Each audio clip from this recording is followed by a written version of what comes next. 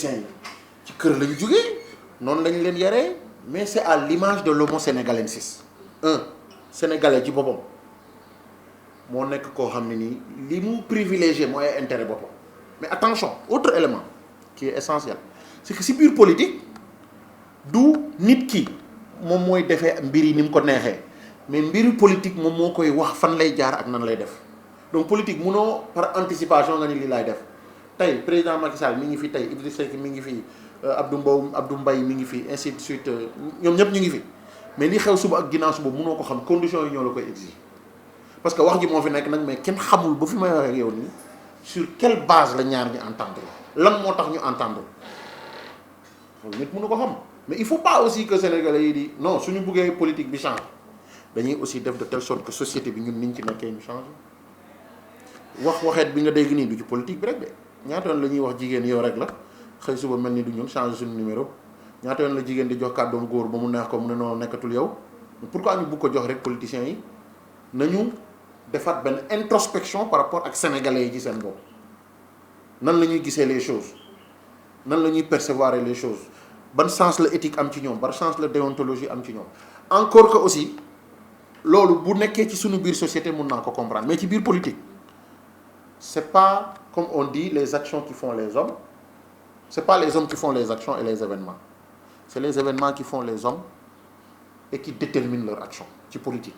il faut pas que aussi nit ñi il faut que ñu concéder à cette classe là aussi ni ñuy defee les choses politique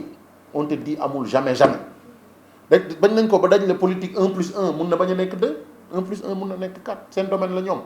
mais nag bu ñu leen tooñ ci askan lañ bokk ci société lañ jógee damay laaj rek comme dit l'autre est-ce que du ñun ci suñu bopp société sénégalaise bi ñoom ñoo faralul aussi kàddu bu ñu joxe est-ce que du société sénégalaise ñoom ñoo farataal aussi ku nekk looy xool daña ci ay wala sax dañ la sama bopp ma la gënal du bañ naa la njariñ loo fekkee sénégalais yi koy wax voilà donc ça c'est à l'image de la société hein peut-être que bon ñun ñëpp ñu ngi koy critiquer mais est-ce que suñu nekkoon ci place am on n'aurait pas faire la même chose maintenant pour autant